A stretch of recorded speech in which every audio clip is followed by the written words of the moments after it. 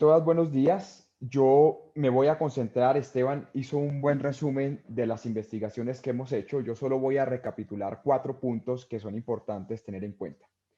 Lo primero es que informe que lanza la Fundación Paz y Reconciliación es el tercer informe que se hace en el año de emergencia producto de la pandemia. Se pudo haber entendido inicialmente los primeros 2 meses que el Estado, debido a la emergencia, a la falta de preparación, pudo haber incurrido en no publicar la información, haber incurrido en una contratación de emergencia, pero después de tantos meses es imposible tener esa justificación. No se entiende por qué ocultan información, no se entienden por qué contratan gente en procesos judiciales o disciplinarios, no se entienden por qué el Ministerio de Salud le entregó a la unidad de gestión de riesgo la parte técnica de la compra de equipos cuando no tiene ninguna preparación técnica. No se entiende por qué Enrique Peñalosa y Miguel Uribe son los nuevos jefes burocráticos de esa unidad. No se entienden muchas cosas. Vuelvo y repito, es posible que inicialmente haya habido algún tipo de tolerancia que uno como ciudadano pudiese tener, pero después de un año eso es incomprensible. Segundo punto. El primer informe de la Fundación Paz y Reconciliación del año pasado indica que la Unidad Nacional de Gestión de Riesgos y Desastres contrató por miles de millones de pesos a privados cuestionados. Hay uno de ellos, uno de los representantes, que fue echado a la cárcel por irregularidades en los PAE, en los planes de alimentación escolar, es decir, por corrupción en la alimentación para los niños. Hay otro que están en procesos por cartelización de la Superintendencia de Industria y Comercio. Hay uno que está procesado además porque metió celulares a las cárceles. Es decir, es como si el Estado colombiano hubiese contratado con ampones para el tema de la emergencia del COVID.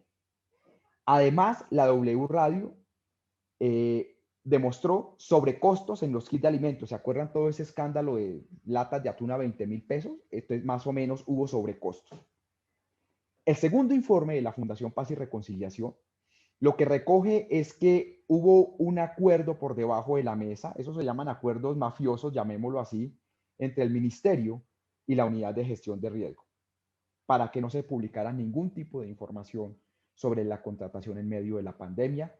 Ustedes, Esteban lo nombró, ustedes lo vieron en el programa de televisión de ayer, un acuerdo de confidencialidad. Y lo revelamos. Y el tercer informe, que es el que le presentamos anoche, básicamente lo que demuestra es que la unidad de gestión de riesgo es un banco burocrático de Enrique Peñalosa y de Miguel Uribe Turbay y del uribismo, y que han metido gente incompetente porque los contratos quedan mal firmados, se repiten los NID de las empresas, errores en digitación, y son abogados que están ganando entre 5 y 17 millones de pesos. Todo eso quedó demostrado. Entonces, lo que uno puede concluir es que la unidad de gestión de riesgo, pues es un antro de corrupción, al que maneja la plata y al que nadie le importa. Tercer punto. La pregunta es, si la W Radio Juan Pablo Calva sacó tanto de esto, nosotros hemos sacado tanto de esto, ¿por qué no pasa nada? ¿Por qué el presidente Duque no mueve al director de la unidad de gestión de riesgo? ¿Qué le debe o qué miedo le tiene o qué secreto le tiene el director de la unidad de gestión de riesgo que es incapaz de moverlo? Y lo mismo para los órganos de control. El fiscal Barbosa se autoproclama al modelo Guaidó como el mejor fiscal de la historia. Se la pasa viajando, persiguiendo opositores del gobierno Duque, pero no cumple su función. El señor Pipe Córdoba, exactamente lo mismo, no cumple su función. Además, tristemente recordado porque en el proceso contra Hidroituango no metió a Federico Gutiérrez, que era el alcalde cuando ocurrió todo el desastre y el que era encargado de EPM. Claro, y ahora Federico Gutiérrez es uno de los más cercanos al uribismo. Uno ahora entiende por qué no. Y la señora Margarita Cabello, que es funcionaria de la administración Duque. Entonces, los órganos de control no hacen nada, el presidente no hace nada y nosotros literalmente no sabemos de nada. Entonces yo le hago la pregunta al fiscal Barbosa, al contralor Pipe Córdoba, a la procuradora, ¿ustedes para qué están allá? O sea, ¿para perseguir nomás la oposición al uribismo o para qué es que están? Entonces ahí tenemos un gran problema. Pero el cuarto punto es un poco lo que dijo León y lo que dijo Katy, y es que nosotros tenemos la obligación como ciudadanos y podemos hacerla de hacer todo este tipo de control. Eso no significa que nosotros estemos con una fijación con alguien o que seamos enemigos de algo. Nosotros estamos en este proceso y son miles de millones de pesos los que la Unidad Nacional de Gestión de Riesgo ha contratado y por los cuales nosotros pedimos explicación.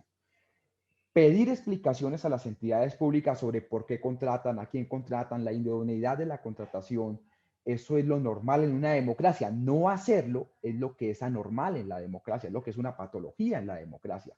Y nosotros vamos a seguir haciéndolo. Yo termino únicamente para darle la palabra ahora a León para hablar del segundo tema y es sobre este proyecto que se pretende alargar los periodos electorales de casi todos los funcionarios.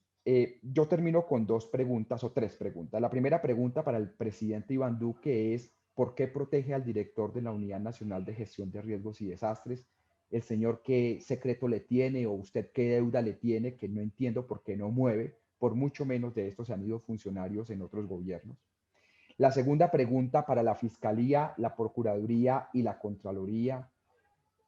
Ustedes están quedando, son como entes de persecución a la oposición del uribismo, ustedes no están haciendo el trabajo y a pesar de todos estos escándalos han guardado silencio por más de 8 meses desde que salió el primer escándalo del famoso kit de mercados y los sobrecostos.